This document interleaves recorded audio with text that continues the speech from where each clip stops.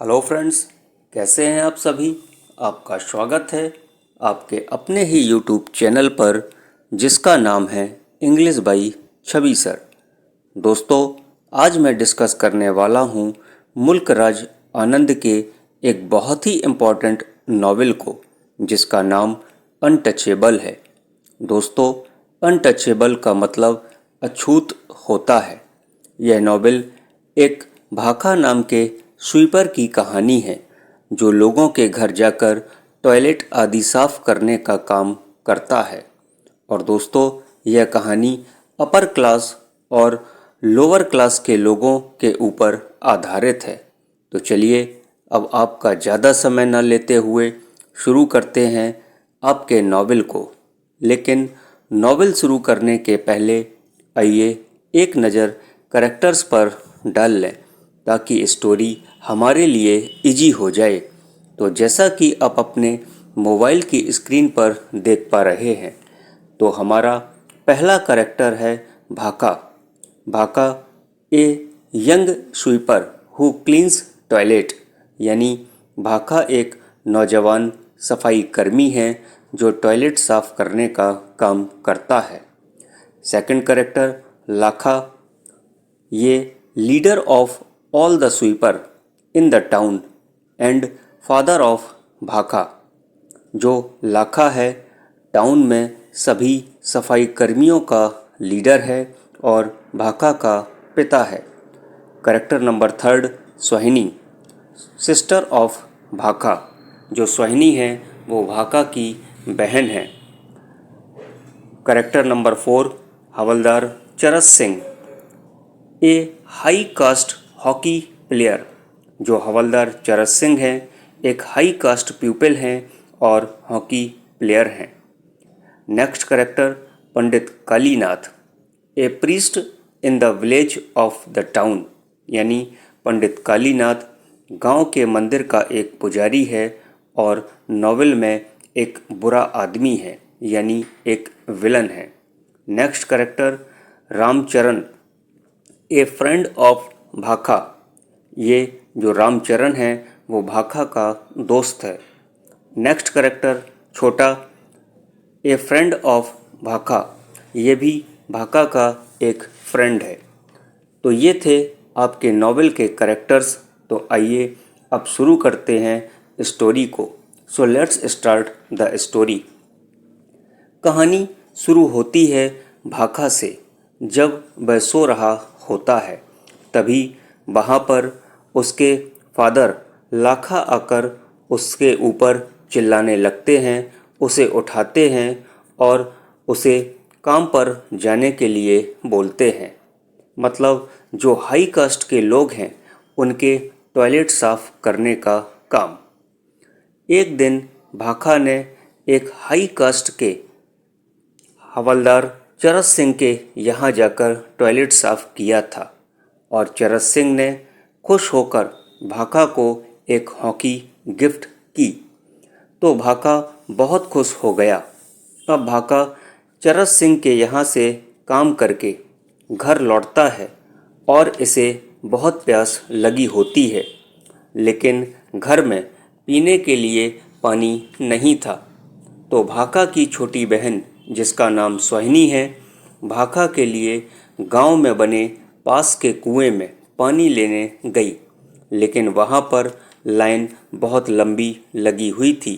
तो सोहिनी अपनी बारी का इंतज़ार पीछे खड़े होकर करने लगी, क्योंकि सोहिनी स्वयं उस कुएं से पानी नहीं निकाल सकती थी, क्योंकि ये अछूत थी और अछूतों को खुद से पानी भरने की इजाज़त नहीं थी।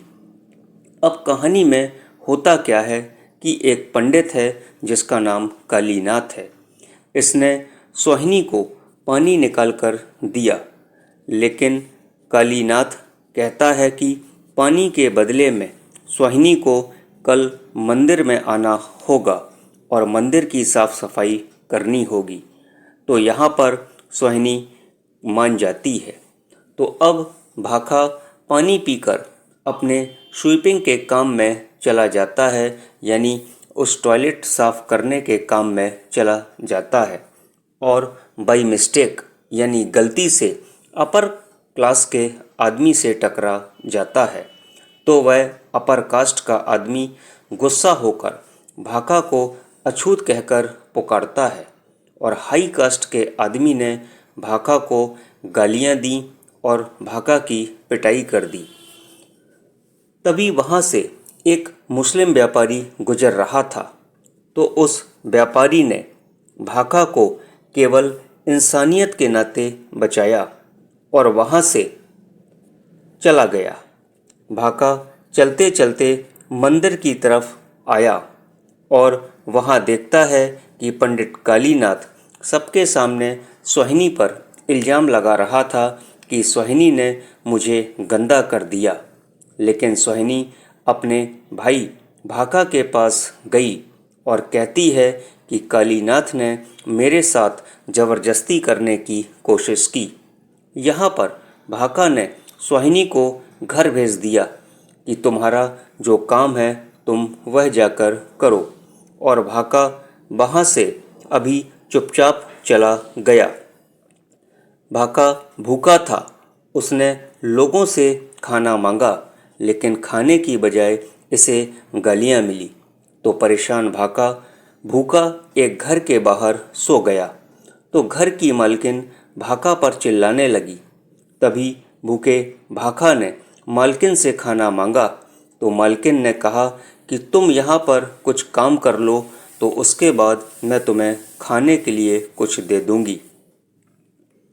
अब भाका हाई कास्ट से नफरत करने लगा था और वहाँ से अपने घर चला गया और उसने अपने पिता से सारी बात बताई कि किस तरह से एक हाई कास्ट के आदमी ने उसको पीटा, उसको गालियाँ दी। लाखा ने भाका से कहा कि एक बार एक हाई कास्ट के डॉक्टर ने ही तुम्हारी जान बचाई थी। अब स्टोरी आगे बढ़ती है और यहाँ पर भाका अपने दोस्त रामचरण की बहन की शादी में चला गया। वहाँ जाकर रामचरण और छोटा ने भाका से पूछा कि व्हाट इज़ द प्रॉब्लम, मतलब समस्या क्या है। तो भाका ने सारी सच्चाई बताई।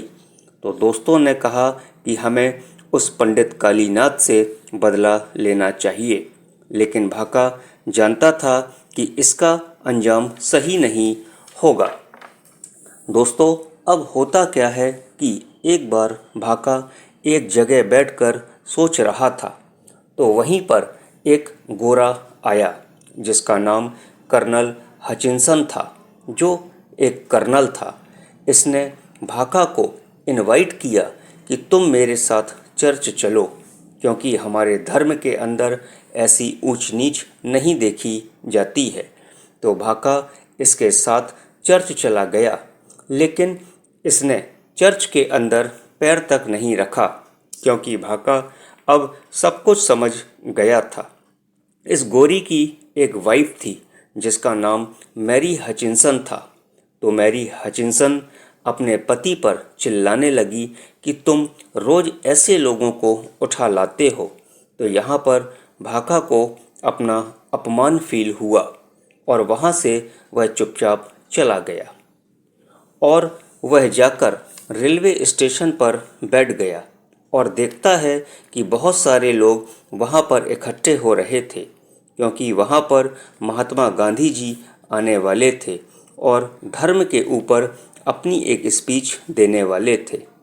तो दोस्तों, अब होता क्या है कि गांधी जी ने अपनी स्पीच स्टार्ट की और लो कास्ट सिस्टम की बुराई करने लगे और अछूत के साथ में कैसा व्यवहार किया जाता है उसके बारे में बातें करने लगे।